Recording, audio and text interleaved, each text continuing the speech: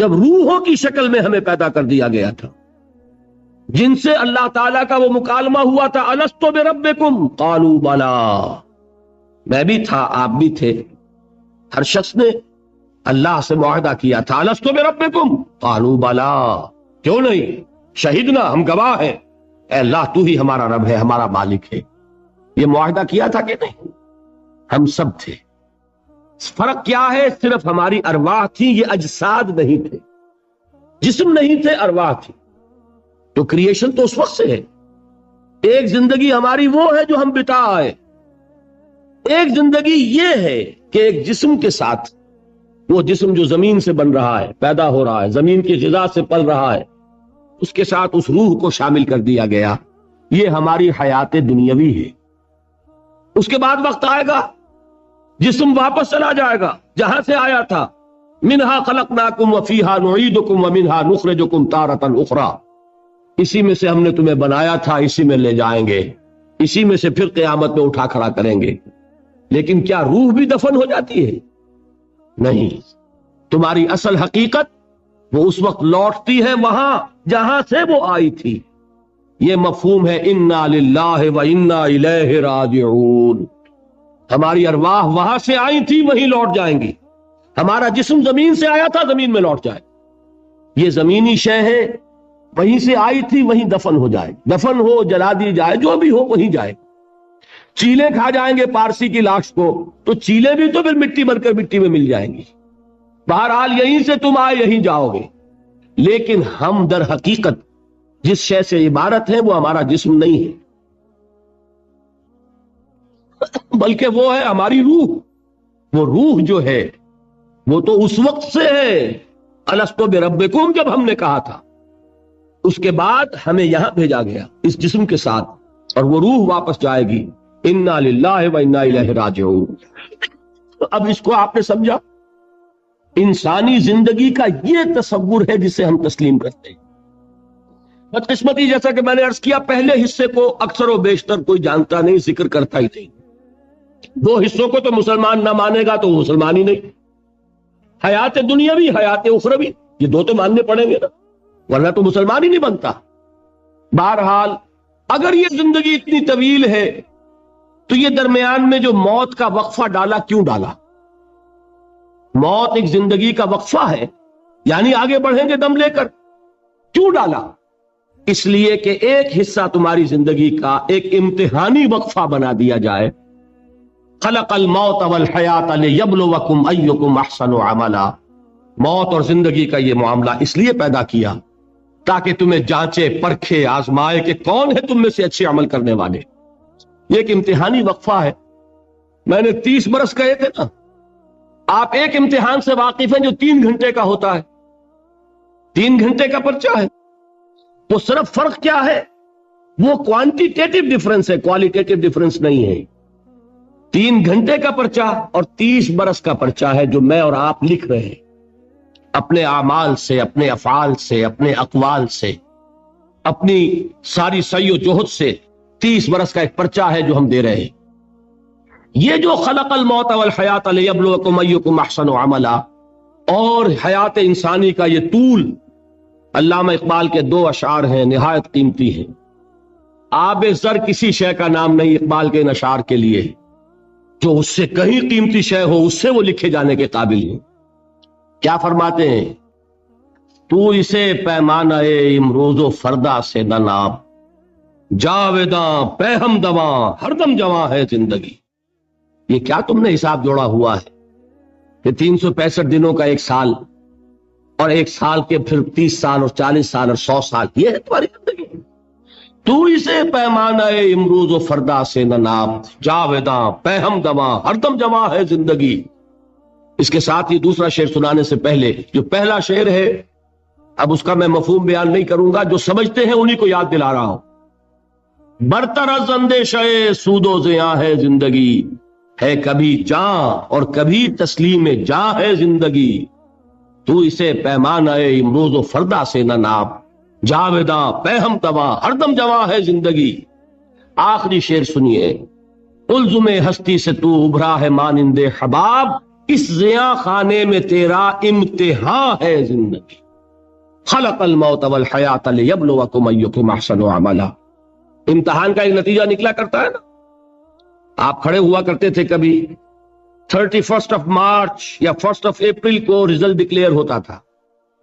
وہ ایک دن آنے والا ہے, اسی کا نام ہے دی ڈے آف ججمنٹ.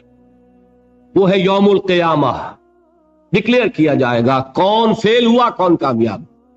ذالک یوم التغابن, وہ ہے ہار اور جیت کے فیصلے کا دن.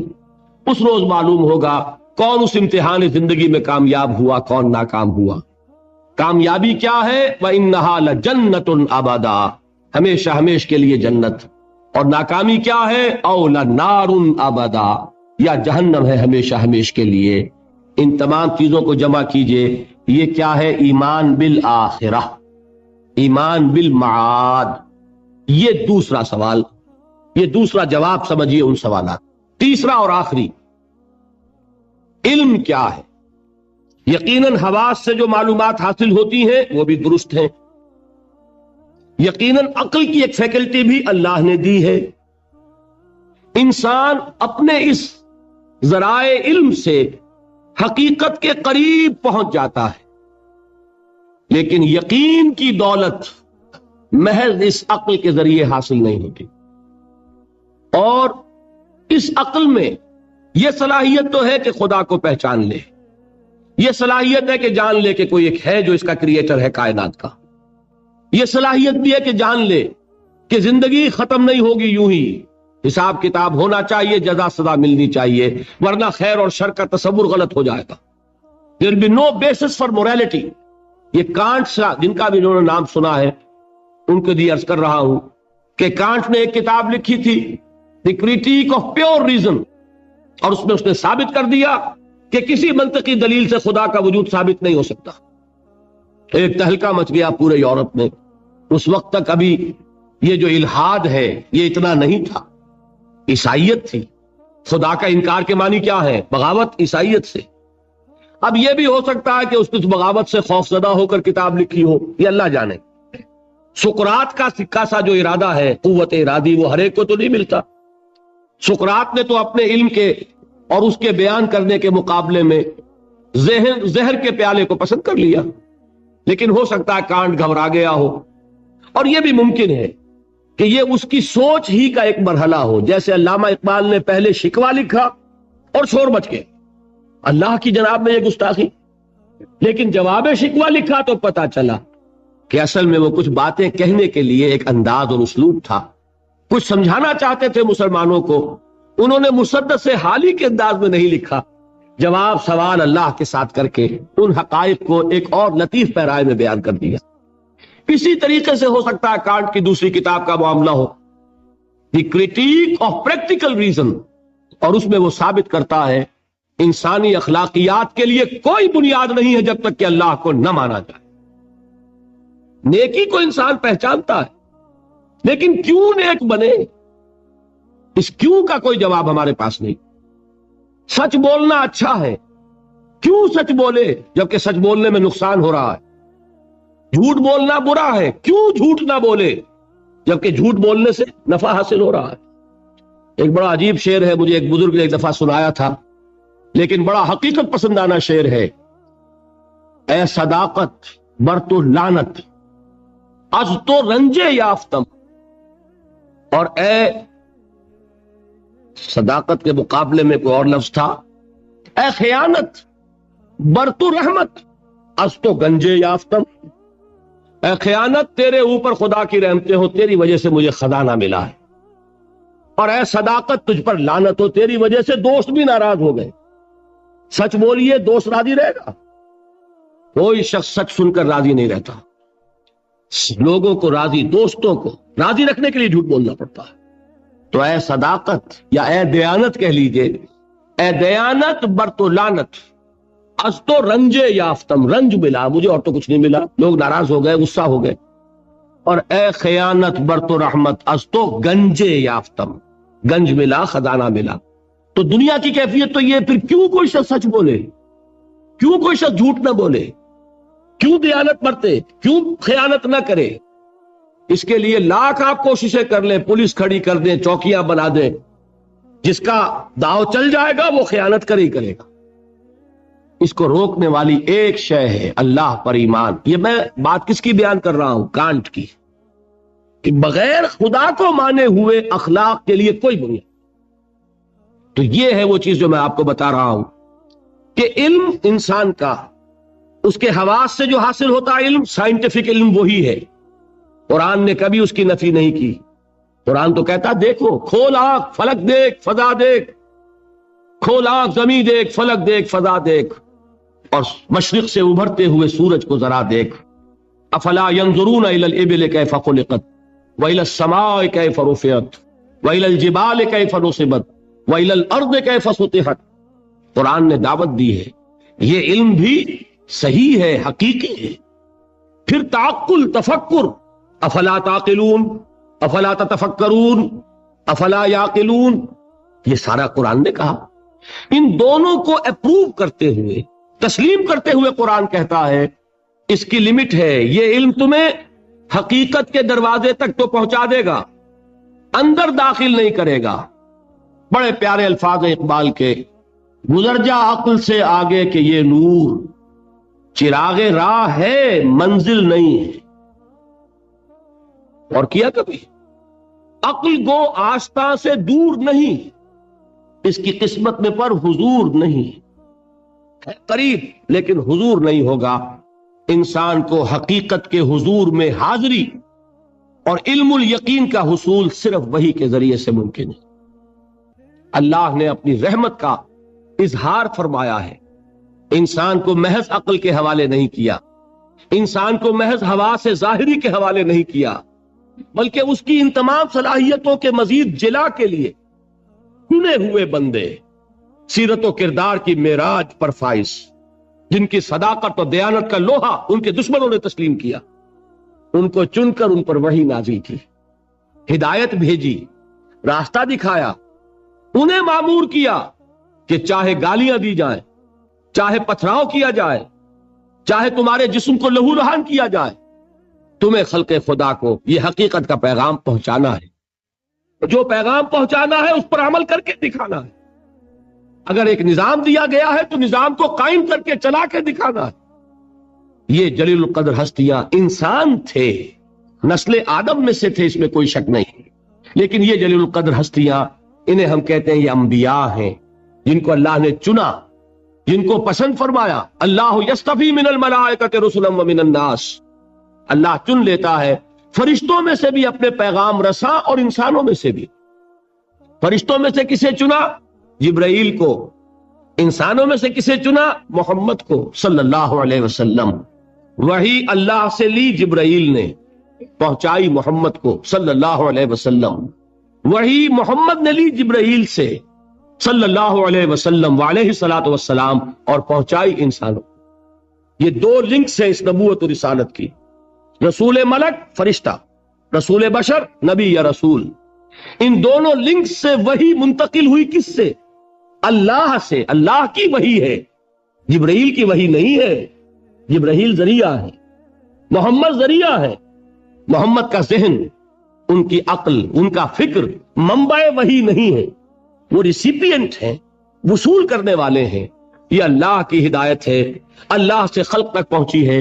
اولاً رسول ملک، ثانیاً رسول بشر۔ یہ ہے نبوت، یہ ہے رسالت۔ یہ نبوت اور رسالت اپنے زینت پر پہنچی، اپنے کلائمیکس کو پہنچی، اور اپنے زینت اور کلائمیکس اور نقطہ عروج کو پہنچ کر ختم ہو گئی، اور یہ نام ہے محمد الرسول اللہ صلی اللہ علیہ وسلم، خاتم الانبیاء، رحمت للعالمین، خاتم النبیین، آخر المرسلین۔ ان کو جو ہدایت دی گئی وہ ہے القرآن، الہدا، the guidance, the complete guidance, the final guidance. نوع انصارا پیام آخری حامل رحمت للعالمین۔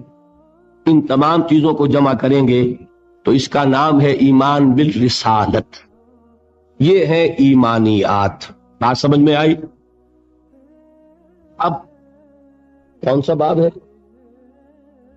یہ بنتی آپ کیجئے نا کہیں میں ٹھوکر نہ کھا جاؤں. 5واں باب غالباً. دیکھیے پہلا کیا تھا؟ ایمان کے لفظ ایمانی. کچھ یاد ہے کہ نہیں؟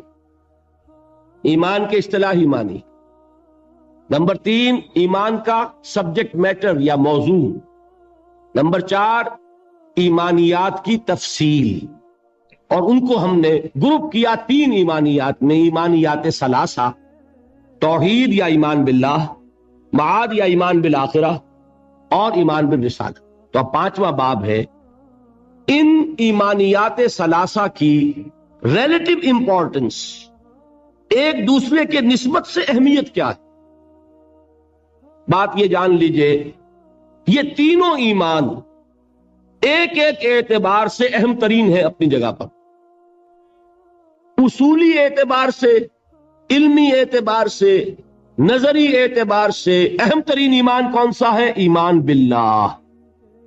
بلکہ یوں کہا جا سکتا ہے جیسے آپ کہتے ہیں کہ ہاتھی کے پاؤں میں سب کے پاؤں، ایمان باللہ میں سارے ایمان موجود ہیں. یہی وجہ ہے کہ ایمان مجمل یاد ہے؟ ایمان مجمل کے الفاظ کتنے حضرات کو یاد ہے؟ ذرا ہاتھ اٹھائیں.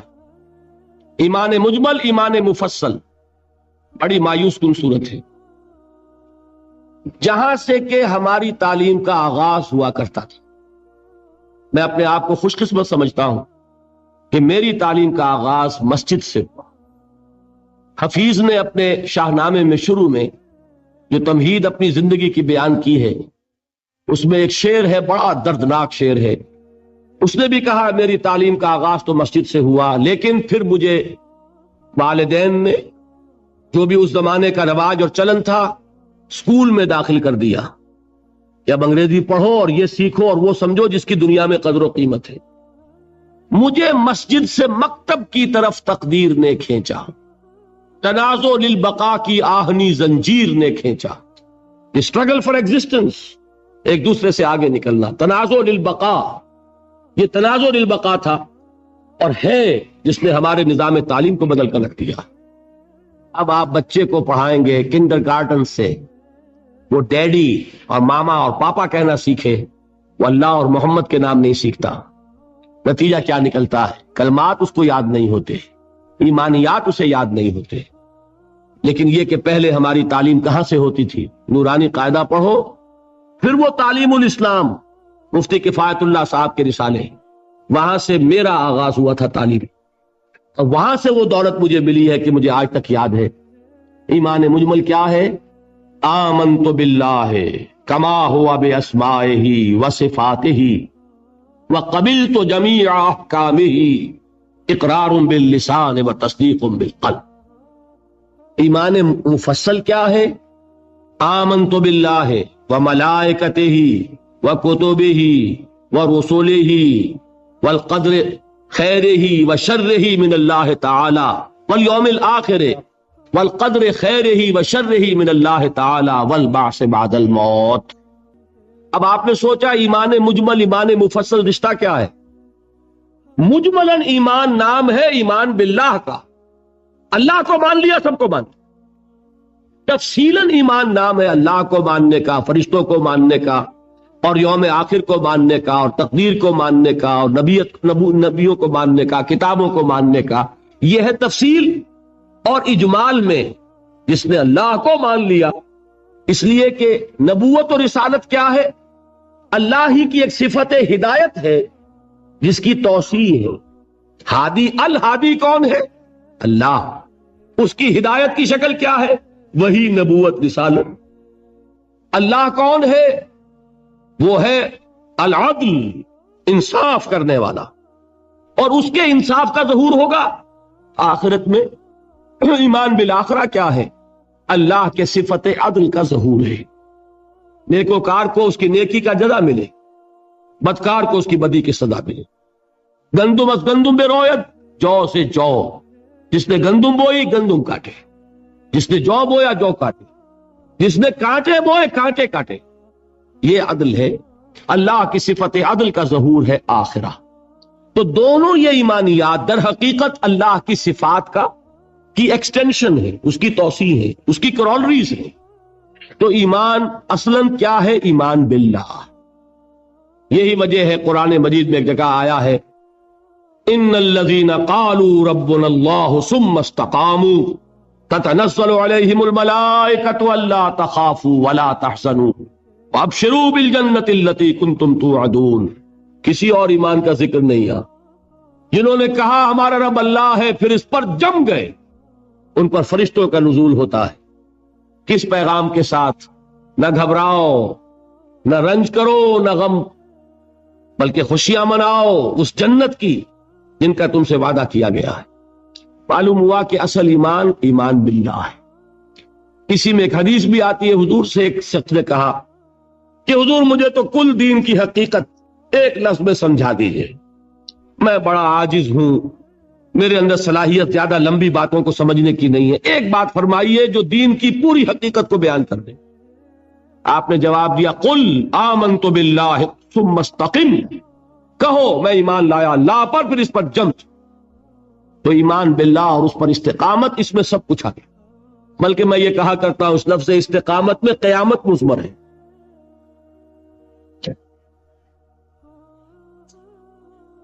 گلا کچھ خراب ہونے لگا اس لیے میں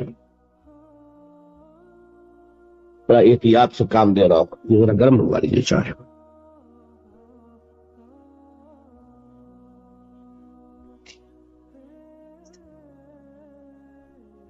اب آئیے حقیقت کے اعتبار سے میں نے عرض کیا، نظری اعتبار سے، علمی اعتبار سے، اصولی اعتبار سے اہم ترین ایمان کون سا ہے؟ ایمان باللہ.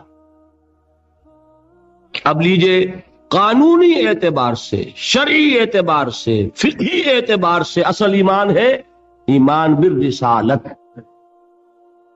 کوئی شخص کتنا ہی اللہ کو مانے، کوئی کتنا ہی موحد ہو، کوئی کتنا ہی متوکل ہو، کوئی کتنا ہی معرفت رکھتا ہو، کوئی کتنے ہی مراقبے کرتا ہو، اس کو مراقبوں میں کتنی ہی روشنی نظر آ جائے، مومن نہیں ہوگا جب تک کہ محمد کو نہ مانے صلی اللہ علیہ وسلم.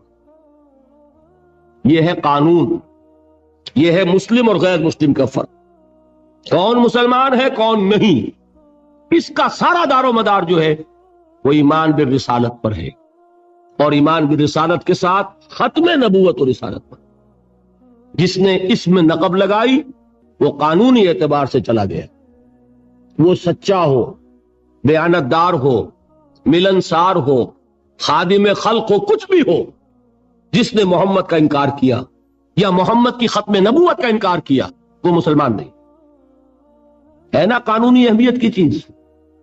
آپ کے ہاں بعض لوگ کہتے ہیں فلاں شخص ویسے تو بڑا اچھا ہے، بڑا نیک ہے، دکاندار ہے تو بہت ہی دیانتدار دکاندار ہے، ڈاکٹر ہے تو بہت ہی اچھا اور خوش خلق ڈاکٹر ہے، لیکن یہ کہ اس کو لوگ کہتے ہیں کہ وہ غیر مسلم ہے. بھائی لوگ یوں ہی نہیں کہتے. اگر ختم نبوت کی فصیل میں نقب لگائی، یہی چیز فیصلہ کن ہے کسی شخص کے مسلمان ہونے یا نہ ہو. رسالت کا اقرار اور اس کے ساتھ اس کی ختم نبوت کا اقرار، یہ دو چیزیں ہوں گی تو ایک شخص مسلمان کہلائے گا، مومن کہلائے گا. یہ نہیں ہے تو وہ کتنا ہی پاک باز ہو، کتنا ہی متقی ہو، کتنا ہی موحد ہو، کتنا ہی با اخلاق ہو، وہ شخص اپنی جگہ جو ہو سو ہو، مسلم نہیں ہو. یہ ہے اہمیت ایمان بالرسالت. نمبر 3، عمل کے اعتبار سے، اخلاق کے اعتبار سے اہم ترین ایمان ایمان بالآخرہ ہے. آخرت کا خوف ہوگا، تیر کی طرح سیدھے ہو جاؤ گے. جواب دہی کا احساس ہوگا، ہر قدم پھونک پھونک کر رکھو گے. دیکھو گے کہ غلط بات تو میری زبان سے نہیں نکل رہی، اس لیے کہ جواب دہی کرنی ہے. اللہ کے ہاں اکاؤنٹ ہار کر سکوں گا کہ نہیں، جسٹیفائی کر سکوں گا کہ نہیں، مجھے یہ کہنے کا حق تھا کہ نہیں، میرے لیے یہ لقمہ حلال ہے کہ نہیں، میرے لیے یہ بات جائز ہے کہ نہیں. اس کے لیے خوف کیا ہے؟ آخرت کا خوف ہے تو درست ہوگا، عمل صحیح ہو جائے گا. آخرت کا خوف نہیں ہے، ایمان باللہ کیا ہوگا؟ ذات و صفات کی بحث ہو جائے گی، علم کلام کا معاملہ بن جائے گا. جیسا کہ اقبال نے کہا ہے، کاش کہ یہ اشعار آپ کو یاد ہو. ایک ایک شعر جو ہے دینی حقائق کی اتنی بھرپور اور گمبھیر تعبیر کرنے والا ہے زندہ قوت تھی زمانے میں یہ توحید کبھی، اور اب کیا ہے فقط ایک مسئلہ علم کلام، علم کلام کا ایک مسئلہ بن کر رہے۔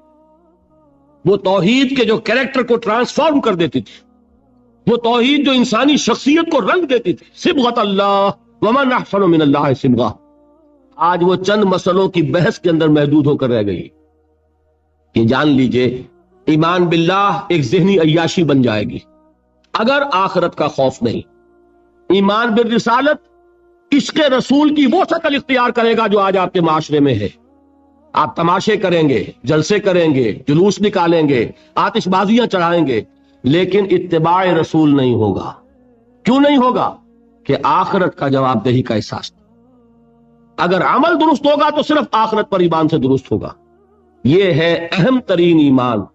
یہی وجہ ہے ہم نے اس آخرت کے ایمان کا حلیہ بگاڑ دیا۔ وہ بہت اپنی جگہ پر ایک مستقل موضوع ہے۔ آخرت کے ایمان کی نفی کن کن چیزوں سے ہوتی ہے؟ ایک یہ تصور جو یہودیوں کا تھا، نحن ابناء اللہ واحباؤہ، ہم تو اللہ کے بڑے چہیتے ہیں، لاڈلے ہیں، ابراہیم کی اولاد ہیں، اور ہمیں تو آگ چھوئے گی نہیں، چھوئے گی تو چند دن کے لیے، لن تمسنا النار الا ایاما معدودہ۔ معلوم ہوا کہ آخرت کو مان بھی رہے ہیں، آخرت کا خوف نہیں رہا۔ جب ہم چہیتے ہیں، لاڈلے ہیں، سیاں بائے کوتوال، کاہے کا ڈر؟ لہذا ہمیں تو کوئی خوف نہیں، جہنم ہوگی دوسروں کے لیے، ہمارے لیے تو ہے نہیں۔ یہی بات ہمارے ذہنوں میں بیٹھی ہوئی ہے۔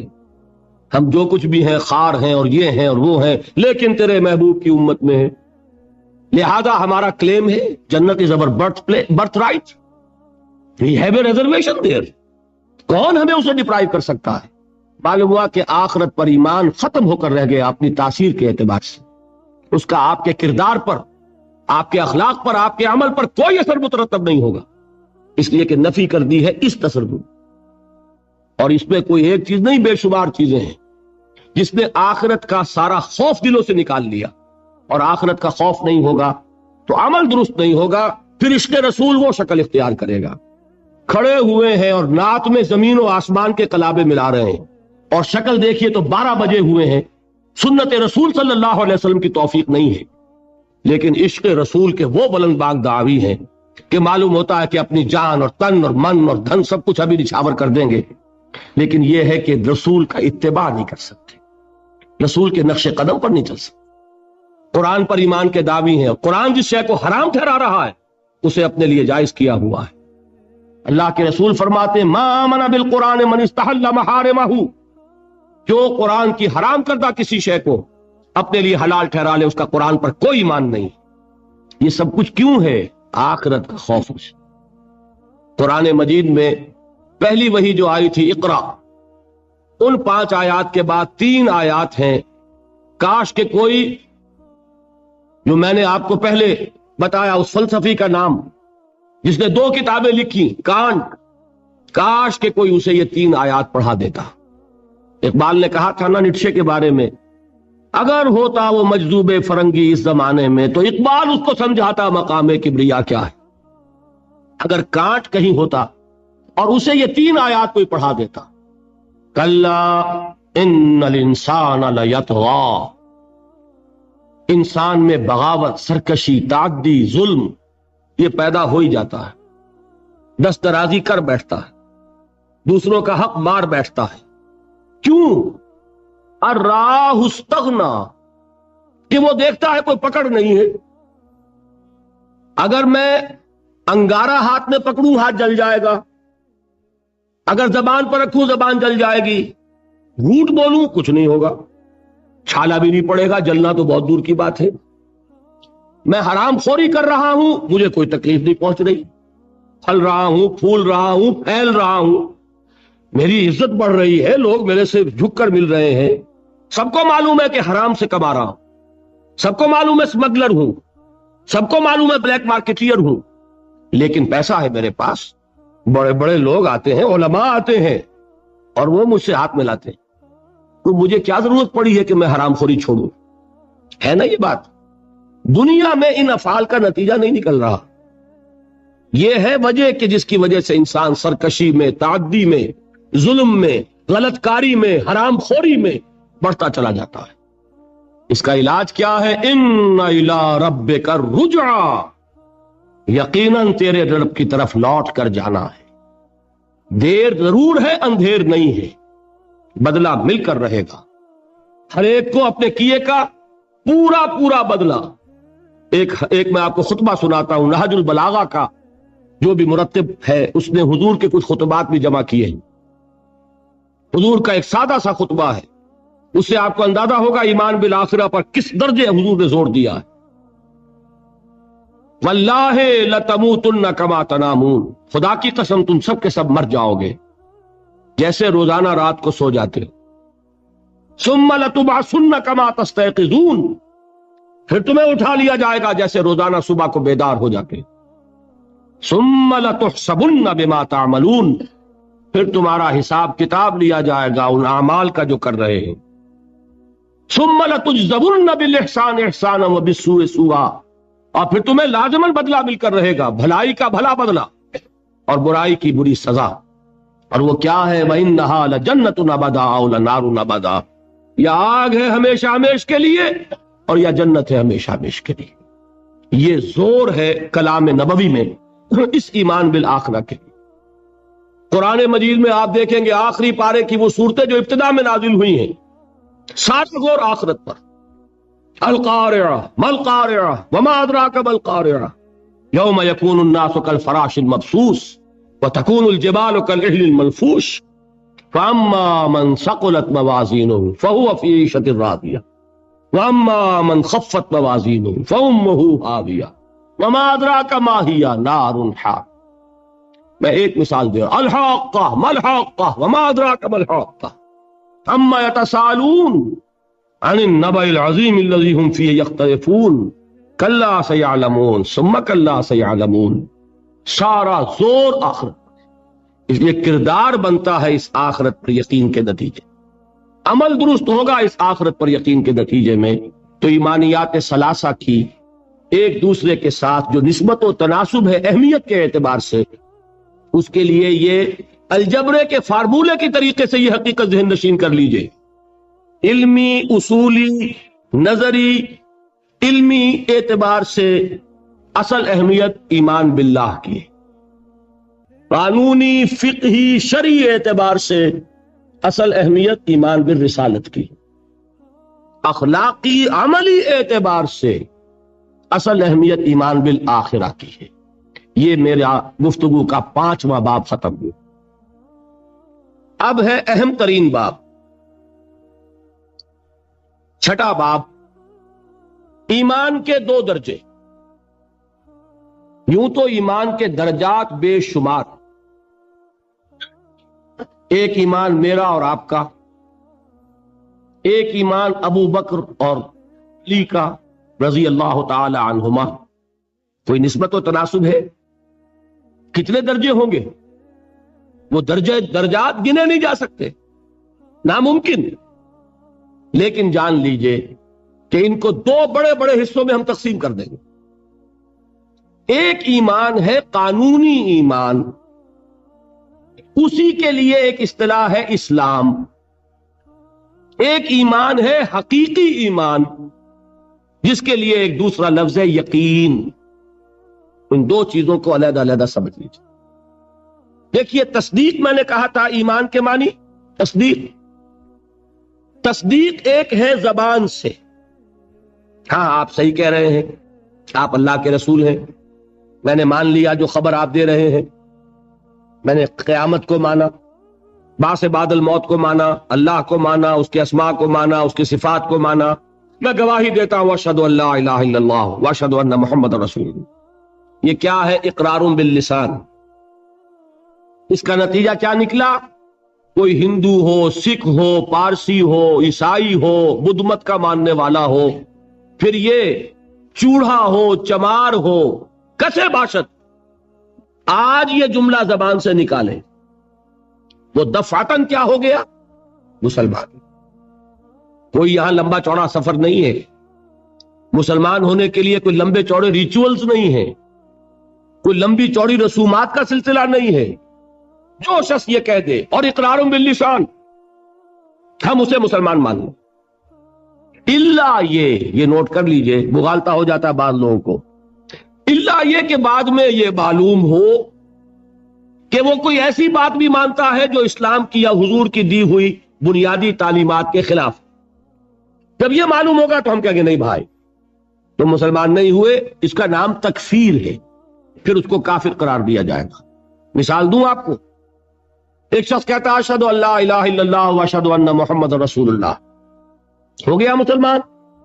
بعد میں کہتا ہے میں نے آخرت کا اقرار کب کیا تھا؟ میں نے تو اللہ کو مانا، رسول کو مانا، یہ آخرت تو میں نے نہیں مانی۔ اب کیا کہیں گے آپ؟ اس کو مسلمان مانیں گے کہ نہیں؟ یہ تکفیر ہے۔ جب تک ہمیں معلوم نہیں کہ وہ آخرت کا منکر ہے، صرف کلمہ شہادت کی بنیاد پر اسے مسلمان مانا جائے گا۔ لیکن جب معلوم ہوا کہ وہ آخرت کا منکر ہے، اب اس کی تکفیر ہو جائے گی کہ نہیں تو مسلمان نہیں ہو، کافر۔ بالکل اسی طرح جب تک ہمیں معلوم نہیں کہ کوئی شخص جو کلمہ شہادت پڑھ رہا ہے وہ ختم نبوت کا منکر ہے، اس وقت تک وہ مسلمان مانا جائے گا۔ لیکن جب یہ معلوم ہو جائے کہ وہ ختم نبوت کا منکر ہے، اس کی تکفیر کی جائے گی، اس لیے کہ محمد الرسول اللہ نے جیسے خبر آخرت کی دی ویسے ہی خبر اپنی نبوت کی اختتام اور تکمیل کی دی۔ تو یہ جو ہے اسلام یا ایمان قانونی، اس کا تعلق ہے اقرار باللسان سے۔ اس کی بنا پر ہم دنیا میں کسی کو مسلمان مانتے ہیں، لیکن ایک ہے تصدیق دل سے۔ سمجھ رہے ہیں بات؟ یہ دل سے تصدیق ہوگی تو حقیقی ایمان ہوگا۔ اگر دل سے تصدیق نہیں ہے، زبان سے تصدیق ہے، تو اسلام تو ہو جائے گا، ایمان نہیں ہوگا۔ بات سمجھ میں آئی؟ تو ایک ایمان کا قانونی درجہ ہے۔ اچھا، دل کی تصدیق کی بات ایسی ہے، ہر شخص سمجھ سکتا ہے، اس کو ہم ویریفائی نہیں کر سکتے۔ آج تک بھی، آج کیا تاریخ ہے؟ 12 دسمبر 1985 تک بھی کوئی آلہ ہمارے پاس ایسا نہیں جس کے ذریعے سے ہم دل میں اسے اتار کر یہ دیکھ لے کہ ایمان ہے کہ نہیں ہے۔ نہیں ہے نا؟ تو ایمان کی جو دنیا کا ایمان ہے اس میں دل کی بات زیر بحث نہیں آئے گی۔ بات سمجھ رہے؟ مجبوری ہے ہماری، we can't know it, we can't verify it. ہم نے کسی کے دل میں اتر کر نہیں دیکھا۔ ہو سکتا ہے دیکھیے کوئی ہندو، کوئی سکھ پاکستان میں آتا ہے جاسوس کی حیثیت سے، وہ مسلمانوں کی شکل بنائے گا کہ نہیں؟ داڑھی بھی رکھے گا خوب، نماز سیکھ کے آئے گا، خطرہ کرا کے آئے گا، تاکہ کوئی آڑا وقت آئے اور ویریفیکیشن ہونے لگے تو میری آئیڈینٹی جو ہے مسلمان کی تسلیم ہو جائے۔ اور ہو سکتا ہے ہمارے ہاں بارڈر ایریاز میں کوئی امام مسجد بن کے بیٹھا ہوا ہو اور وہ ہندو جاسوس ہو، کیا اس کے دل میں ایمان ہے؟ نہیں، وہ بنا ہوا مسلمان ہے، لیکن ہمیں مسلمان ماننا پڑے گا۔ کیوں؟ unless you can prove it otherwise۔ آپ کے پاس کیا ثبوت ہے؟ ثبوت مل جائے گا تو آپ اسے پکڑ کر جیل میں ڈال دیں گے جاسوسی کے جرم سے۔ لیکن یہ کہ جب تک آپ کے پاس کوئی ثبوت نہیں ہے، you will have to accept him as a Muslim۔ اس لیے کہ مسلمان ہونے کے لیے قانونی طور پر ایمان کا تقاضا پورا کرنے کے لیے صرف اقرار باللسان ہے، دل کی تصدیق کو اس میں ہم کہیں زیر بحث لا ہی نہیں سکتے۔ It's impossible. یہی معاملہ اچھی طریقے سے سمجھ لیجئے۔ ایک شخص عین حالت جنگ میں، آج کل تو خیر دور سے ہوتی ہے ٹھاٹھا، لیکن یہ کہ وہ زمانہ جب کہ حضور کے زمانے میں جہاد ہوتا تھا، قتال ہوتا تھا، دو بدو جنگ ہے، تلوار ہے۔ واقعہ پیش آیا ہے بالفعل حضرت اسامہ ابن زید، جو یوں سمجھیے کہ حضور کے پوتے ہوئے۔ حضرت زید کو حضور نے منہ بولا بیٹا بنایا تھا۔ وہ تو جب سورہ احزاب نازل ہوئی اور اللہ نے فرمایا کہ اسلام میں کوئی منہ بولا بیٹا نہیں ہے، لوگ انہیں کہا کرتے تھے زید ابن محمد، حضور نے ان کو متبنہ بنایا ہوا ہے۔ پھر ان کو کہا گیا زید ابن حارثہ، تو ان کے بیٹے ہیں حضرت اسامہ، پر حضور انتہائی محبت کرتے تھے۔ ان کا یہ واقعہ ہوا، ایک جنگ میں ایک کافر کے ساتھ مقابلہ ہوا۔ حضرت اسامہ نے جبکہ بالکل وہ زد میں آ گیا، تلوار ان کی اٹھی ہوئی تھی، اس نے فوراً کلمہ پڑھ دیا، اشہد ان لا الہ الا اللہ واشہد ان محمد رسول۔ اب ان کے لیے ایک پرابلم ہو گیا، تلوار چلے یا نہ چلے؟ انہوں نے یہی سمجھا کہ یہ صرف جان بچانے کے لیے ہیلا کر رہا ہے، بہانہ کر رہا ہے، تلوار نہیں روکی، گردن اڑا دی۔ لیکن دل میں ایک دغدغہ بھی رہا کہ یہ بات پتہ نہیں میں نے صحیح کی غلط کی۔ حضور کی خدمت میں خود پیش کیا معاملے کو۔ حضور نے فرمایا اسامہ کلمہ شہادت کے ہوتے ہوئے تمہاری تلوار کیسے چلی؟ عرض کیا حضور اس نے صرف جان بچانے کے لیے کلمہ پڑھا۔ حضور نے اس کی نفی نہیں کی، لیکن یہ فرمایا کہ اسامہ قیامت کے دن کیا جواب دو گے جب کلمہ شہادت تمہارے خلاف استغاثہ لے کر آئے۔ اس کلمہ شہادت اور قانونی ایمان کی یہ اہمیت ہے۔ اور مثال سننی چاہتے ہیں؟ قصر خلافت کا محاصرہ کیا ہوا ہے حضرت عثمان، 50 دن تک محاصرہ ہوا، پانی کٹا ہوا ہے، کوئی رسد جانے نہیں دی جا رہی۔ حضرت عثمان کو معلوم ہے یہ باغی ہیں، معلوم ہے کہ یہ لوگ اسلام کی صرف انہوں نے ڈھال لی ہوئی ہے، یہی ہے جو فتنہ پیدا کر رہے ہیں، لیکن وہ ڈھال قانونی ایمان کی ڈھال ہے، کلمہ شہادت ادا کر رہے ہیں۔ کوئی جرم ابھی ثابت نہیں ہو سکا، ابھی تو انہوں نے قتل نہیں کیا حضرت عثمان کو، شہید نہیں کیا، تو کسی جرم کے وقوع میں آنے سے پہلے اس کی سزا کیسے دے؟ حضرت عثمان کا جو فیصلہ تھا، بعض لوگ ناسمجھ لوگ، کم سمجھ لوگ، بلکہ میں سمجھتا ہوں کہ نیتوں میں فطور ہے جو یہ کہتے ہیں کہ حضرت عثمان نے یہ بڑا غلط کیا، بڑی کمزوری دکھائی، معاذ اللہ ثم معاذ اللہ۔ یہ وہی تو بات ہے، حضرت عثمان تلوار کیسے اٹھائیں جبکہ وہ کلمہ شہادت کی ڈھال رکھتے ہیں؟ کیا کہا تھا انہوں نے کہ میں ہرگز اپنی تلوار کو کسی کلمہ گو کے خون سے رنگین کرنے کے لیے تیار نہیں، یہ مجھے شہید کرنا چاہتے ہیں کر دیں، لیکن میں اپنی جان کے تحفظ میں کسی کلمہ گو کا خون نہیں بہاؤں گا، اس لیے کہ یہ کلمے کی ڈھال بہت بڑی ڈھال ہے، جس کو کہ حضرت اسامہ، حضور فرما رہے ہیں کہ اسامہ کیا جواب دو گے قیامت کے دن جب یہ کلمہ شہادت تمہارے خلاف استغاثہ لے کر آئے؟ یہ ہے اس قانون کی اہمیت۔ قانونی ایمان اس دنیا میں انتہائی اہمیت کا حامل ہے۔ حضور نے فرمایا کہ ایک مسلمان کی جان اور اس کی آبرو اللہ کی نگاہوں میں اتنی محترم ہے جتنا کعبہ۔ یہ تو آج ہمارا حال ہو چکا ہے کہ مسلمان کے خون سے خنجر آلودہ کر رہا ہے، مسلمان کی گردنیں کاٹ رہا ہے۔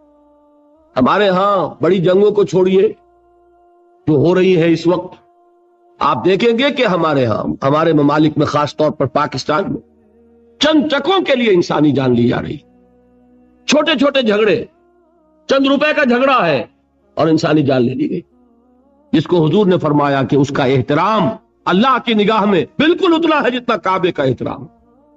یہ ہے اس قانونی اسلام کی اہمیت۔ لیکن یہ جان لیجئے اس قانونی ایمان کا عمل دخل صرف اس دنیا تک ہے، آخرت میں سابقہ پیش آئے گا اس ہستی سے جو ہماری طرح لاچار نہیں ہے، وہ دلوں کے حال کو جانتی ہے، علیم بذات الصدور ہے، وہ جانتی ہے یعلم ما تسرون وما تعلنون، اللہ تو جانتا ہے جو کوئی تم ظاہر کرتے ہو اور جو کوئی تم چھپاتے ہو، واللہ علیم بذات الصدور، وہ تمہارے سینوں کی کیفیت کو جانتا ہے۔ لہذا یہ قانونی ایمان کیا مانی؟ اگر صرف اقرار باللسان ہے اور تصدیق بالقلب نہیں ہے، یہ ایمان دنیا میں معتبر ہوگا، دنیا میں ایک مسلمان کی حیثیت سے تسلیم کرا لے گا، اس کو تمام لیگل رائٹس، تمام constitutional rights of a Muslim in an Islamic state, تمام legal and moral rights of a Muslim in an Islamic society, he will be entitled to everything. ہر حق اسے حاصل ہے، لیکن آخرت میں معاملہ ہوگا اس ایمان حقیقی کی بنیاد پر جو قلبی تصدیق کے ساتھ، تصدیق ہے تو مومن قرار پائے گا، تصدیق قلبی نہیں ہے تو مومن نہیں قرار پائے گا۔ یہ البتہ ہے اس تصدیق قلبی کے مدارج ہوں گے، یقین کی گہرائی، جیسا کہ میں عرض کر چکا، کہاں ابو بکر اور علی اور عمر اور عثمان اور طلحہ اور زبیر، کہاں سلمان فارسی، کہاں ابو ذر، کہاں ان کا ایمان، کہاں ہم میں سے کسی کا ایمان، زمین و آسمان کا فرق ہوگا۔ لیکن بیسیکلی تصدیق بالقلب ہوگا تو آخرت میں ایمان جو ہے تسلیم کیا جائے گا، اور اگر تصدیق بالقلب نہیں ہے تو دنیا میں چاہے وہ مسلمانوں کا بڑا لیڈر مانا جاتا ہو، وہ مسلمانوں کا رہنما تسلیم کیا جاتا ہو، یہاں کے سینسس کے رجسٹرز میں اس کا مذہب اسلام لکھا گیا ہو، کتنی ہی بڑی سے بڑی سند لے کر وہ چلا جائے اور آپ اس کے کفن میں بھی رکھ دیں کہ یہ دنیا میں مسلمان مانا جاتا تھا، اور مسلمان ہی نہیں مسلمانوں کا قائد اور رہنما مانا جاتا تھا، یہاں کی ساری سندیں اور یہاں کے ساری سینسس رپورٹس وہاں جو ہے پرے کاہ کے برابر وقت نہیں رکھتی۔ وہاں تو ایمان ہوگا دل کا تو ایمان ہوگا تسلیم، اور اگر تصدیق قلبی نہیں ہے تو اقرار باللسان کی بنیاد پر کوئی شخص وہاں مومن نہیں مانا جائے۔ یہی وجہ دیکھیے اس ایمان مجمل کے الفاظ کو پھر دہرائیے، کتنے جامع الفاظ ہیں۔ میں خراج تحسین ادا کرتا ہوں اس عالم کو کہ جس نے یہ الفاظ مرتب کیے، اس لیے کہ یہ الفاظ حدیث میں نہیں ہیں، یہ کسی بہت بڑے عالم اور امام، میں تحقیق نہیں کر سکا کس کے ہیں، لیکن یہ کہ کوئی بہت گہرا جو معرفت ہے دین کی، دین کا فہم جس کو کہ تفقہ فی الدین کہا گیا ہے، ایک ان ڈیپتھ انڈرسٹینڈنگ آف دین جن کو حاصل تھی، وہی یہ لفظ متعین کر سکتا ہے۔ آمنت باللہ کما ہوا باسمائہ و صفاتہ وقبلت جمیع احکامہ، آگے کیا ہے؟ اقرار باللسان و تصدیق بالقلب، میں زبان سے اقرار کر رہا ہوں، دل سے تصدیق کر رہا ہوں، دونوں چیزیں ہیں تو قانونی ایمان بھی مہیا ہو گیا، حقیقی ایمان بھی مہیا ہو گیا۔ اور اگر یہ دونوں چیزیں نہیں ہیں، صرف اقرار باللسان ہے، تو وہ دنیا میں مسلمان سمجھا جائے گا، اگر تصدیق قلبی نہیں ہے آخرت میں وہ مومن شمار نہیں ہوگا۔ اچھا ایک اور شکل بھی ہو سکتی ہے، ہو سکتا ہے تصدیق بالقلب ہو لیکن اقرار نہ کرے، یہاں وہ شخص بھی یہاں مسلمان نہیں مانا جائے، وہاں کا معاملہ اللہ کے حوالے ہے، وہ انڈیویجول کیس ہے، اللہ تعالیٰ جیسے چاہے اس سے معاملہ کرے، لیکن یہاں مسلمان اور مومن منوائے جانے کے لیے اقرار باللسان لازمی ہے۔ کسی شخص کو لاکھ یقین ہو، ابو جہل نے بھی اقرار کیا تھا جب اس سے سوال کیا گیا کہ کیا تمہارا یہ خیال ہے کہ محمد جھوٹ کہہ رہے ہیں صلی اللہ علیہ وسلم؟ انہوں نے کہا نہیں، محمد نے کبھی جھوٹ نہیں بولا۔ پھر سوال کیا گیا پھر ان کی بات کیوں نہیں مانتے؟ اس نے صاف اقرار کیا، میں یہ کہا کرتا ہوں give the devil his due۔ وہ ابو جہل ہے، کفار کا چوٹی کا لیڈر، حضور کا نہایت یوں کہیے کہ دشمن، لیکن یہ کہ اس کو بھی اگر اس کے اندر کوئی بات تھی تسلیم کیجئے، give the devil his due۔ اس نے جھوٹ نہیں بولا، سچ بولا۔ اس نے کہا میں کبھی نہیں مانتا یہ کہ حضور یہ محمد صلی اللہ علیہ وسلم جھوٹ بولتے، کبھی جھوٹ نہیں بولا۔ بھائی مانتے کیوں پھر نہیں؟ کہنے لگا کہ ہمارے اور ان کے درمیان ایک مسابقت اور مقابلہ چل رہا تھا۔ یہ قبائل کے اندر آپ کو معلوم ہے مقابلہ ہوتا ہے ایک دوسرے سے آگے بڑھنے کا، کہیں گھوڑا آگے بڑھانے پہ جھگڑا اور کہیں پانی پینے پلانے پہ جھگڑا۔ تو قریش ایک قبیلہ ہے، قریش کے گھرانے ہیں، یہ بنو ہاشم، بنو امیہ، بنو عدی، بنو تیم، بنو فلاں۔ تو اس نے کہا کہ ہمارے اور بنو ہاشم کے درمیان ایک مقابلہ تھا، مسابقت تھی، ہم کندھے سے کندھا لگائے آ رہے ہیں آج تک، ہم نے آگے نہیں نکلنے دیا بنو ہاشم کو۔ انہوں نے سخاوتیں کی، ہم نے ان سے بڑھ کر کی، انہوں نے لوگوں کو کھانے کھلائے، ہم نے بڑے دسترخوان بچھا دیے، ابھی تک تو ہم کندھے سے کندھا ملائے آ رہے ہیں، اگر ان کی نبوت مان لیں تو ہم قیامت تک کے لیے نیچے ہو جائیں گے، اور یہ مجھے گوارا نہیں۔ اور مثال چاہیے، قرآن کتنی مرتبہ کہتا ہے کہ یہود کے علماء حضور کو اس طرح پہچانتے تھے جیسے اپنے بیٹوں کو پہچانتے، یعرفونہ کما یعرفون ابناہم۔ ایک شخص لاکھوں میں بھی اپنے بیٹے کے پہچان میں غلطی نہیں کرے گا، وہ مثال دی ہے اللہ تعالیٰ نے، ایسے پہچانتے ہیں محمد کو جیسے اپنے بیٹوں کو پہچانتے ہیں، لیکن ایمان نہیں لائے۔ ایک استثناء حضرت عبداللہ ابن سلام رضی اللہ تعالی عنہ، علماء یہود میں سے جو ایمان لائے ہیں، باقی کوئی ایمان نہیں لایا۔ کیوں؟ کہ آج تک تو ہماری سرداری ہے، ہماری چودراہٹ ہے، لوگ ہم سے فتوے مانگتے ہیں، لوگ ہم سے آ کر پوچھتے ہیں، ہمارے ہاتھ چومتے ہیں، اگر ہم محمد کو مان لیں، ہماری سیادت، ہماری قیادت، ہماری چودراہٹ، ہماری مسند نشینی، یہ سب کی سب ختم ہو جائے گی، اور یہ ہمیں گوارا نہیں۔ یہ ہے اصل سبب۔ تو اقرار باللسان لازم، اور دنیا میں اسی پر دار و مدار ہے کسی کے مسلمان مانے جانے کا، لیکن تصدیق بالقلب لازم، اور آخرت میں کسی کے مومن مانے جانے کا کلیتاً دار و مدار تصدیق بالقلب۔ یہ دونوں باتیں علیحدہ علیحدہ۔ اصل میں ہمارے ہاں ایسا ہوا ہے کہ ان چیزوں میں صحیح طور پر علیحدہ علیحدہ نہ سمجھنے کی وجہ سے بڑی کنٹروورسیز ہو گئی ہیں، بڑے مغالطے، بڑے مباحثے، بڑے مناظرے، علم کلام کی بڑی بحثیں، ایمان کی حقیقت، ایمان اور عمل کا تعلق، ان چیزوں میں سارے اختلافات ریزالو ہو جاتے ہیں اگر یہ بنیادی بات آپ کو معلوم ہو۔ دیکھیے، ایک انتہا پر نکل گئے خوارج۔ خوارج نے کیا کیا؟ عمل کی بنیاد پر تکفیر۔ جس نے گناہ کبیرہ کیا کافر ہو گیا، کافر ہے تو مرتد ہے، مرتد ہے تو واجب القتل ہے۔ یہ ان کی بہت بڑی ٹھوکر تھی۔ اس دنیا میں مسلمان مانے جانے کا سارا دار و مدار صرف اقرار پر ہے۔ نماز نہ پڑھو کافر نہیں ہوگے، نماز کا انکار کرو گے کافر ہو جاؤ۔ روزہ نہ رکھو فاسق اور فاجر شمار ہوگے، روزے کا انکار کر دو کافر ہو جاؤ گے۔ زکوٰۃ نہیں دیتے ہو، کوتاہی ہے، عملی کوتاہی ہے، گناہ ہے، اللہ کے ہاں سزا پاؤ گے، کافر نہیں ہوگے۔ زکوٰۃ کا انکار کر دو گے کافر ہو جاؤ۔ اسی طریقے سے کوئی شخص شراب پیتا ہے، فاسق ہے، فاجر ہے، کافر نہیں ہے۔ اگر یہ کہہ دے شراب حرام نہیں ہے، کفر ہو جائے، قرآن کی نفی ہو گئی، کفر ہے۔ کوئی شخص بدکاری کر بیٹھا ہے، کافر نہیں ہوا، گناہگار ہوا، اگر اس کے خلاف سزا، اگر مقدمہ ثابت ہو جاتا ہے سنسار کر دیجئے۔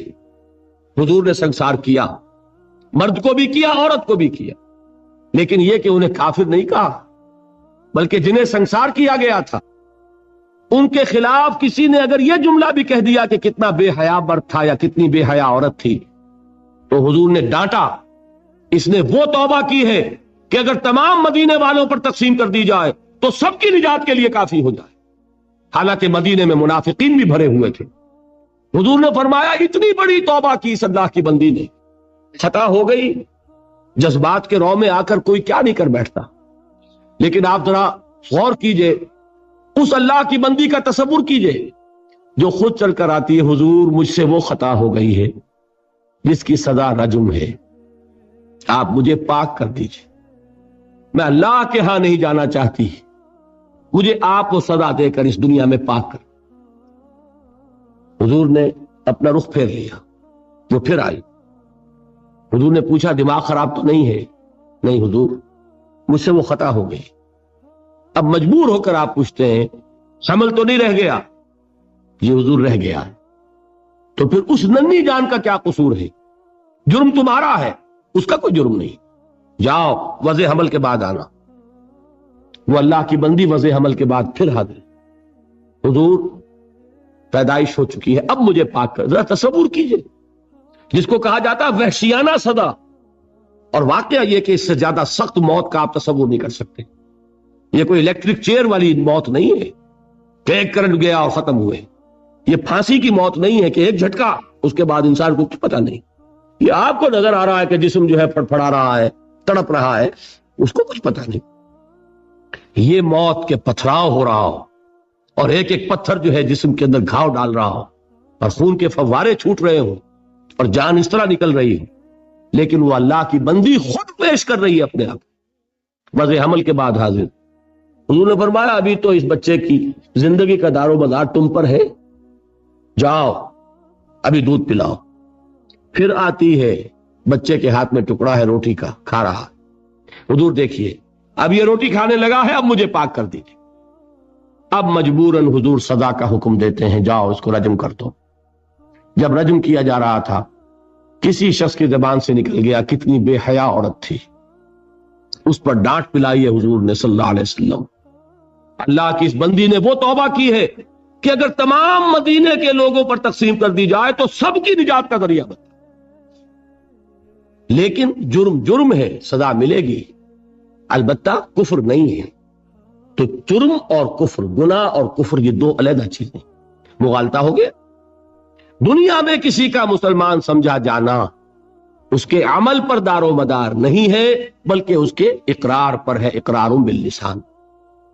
دوسری انتہا پہ ہم پہنچ گئے ہوئے ہیں کہ جو کچھ بھی کریں، اور صرف قانونی اگر اسلام ہے، صرف وراثتاً منتقل ہو گیا ہے، اس کی کوئی حقیقت دل میں ہے ہی نہیں، لیکن کلمہ گو ہے، تو بھائی کلمہ گو تو منافق بھی تھے، کیا کلمہ نہیں پڑھتے تھے؟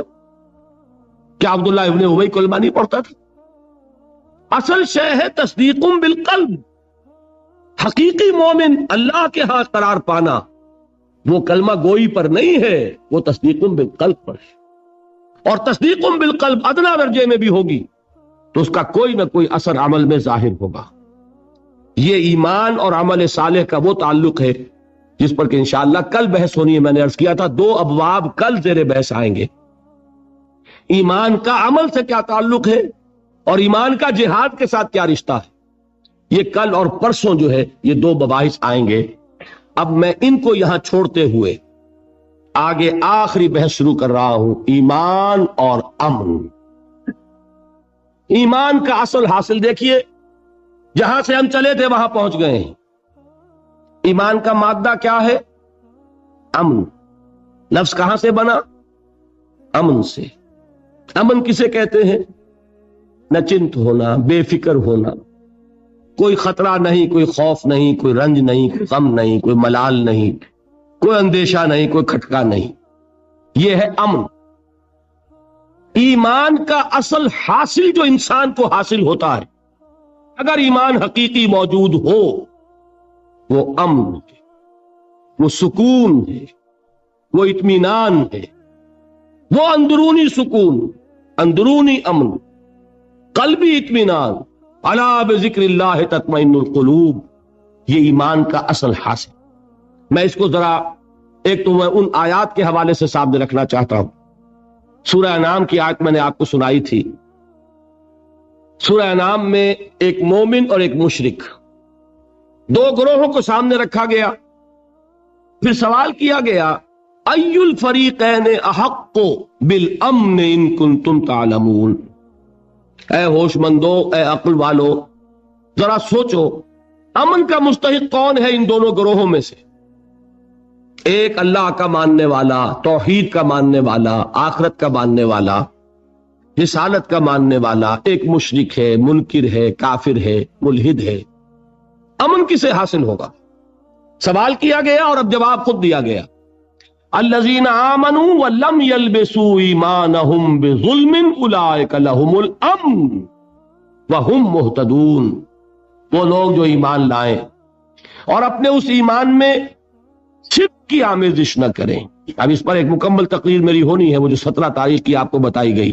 شرک کسے کہتے ہیں، شرک کی اقسام کیا ہے، شرک کی قسمیں کیا ہیں، اس کا بھی بڑا محدود تصور ہے ہمارے ذہنوں میں۔ بہرحال اس پورے تصور کو اس وقت اپنے ذہن میں فرض کر کے جو شخص شرک سے بچ جائے اور ایمان رکھتا ہو، وہ ہے امن کا حقدار، وہم المہتدون، اور وہ ہے ہدایت یافتہ، ہدایت پانے والے۔ ایمان اور امن کا یہ رشتہ ہے۔ ایک اور حوالے سے اس کو ذہن میں بٹھا لیجئے، جب آپ نئے مہینے کا چاند دیکھتے ہیں، ہلال دیکھتے ہیں، تو کیا دعا مانگتے ہیں؟ اگر اللہ نے توفیق دی ہے، اگر آپ نے یاد کی ہے دعائے مسنونہ، کیا الفاظ ہیں؟ اللہم اہلہ علینا بالامن والایمان والسلامت والاسلام۔ اے اللہ، یہ مہینہ جو اس چاند کے ساتھ چڑھ رہا ہے، شروع ہو رہا ہے، طلوع ہو رہا ہے، اے اللہ اس مہینے کو ہمارے لیے امن اور ایمان اور سلامتی اور اسلام کا ذریعہ بنا۔ معلوم ہوا امن کا تعلق ایمان سے اور سلامتی کا تعلق اسلام سے۔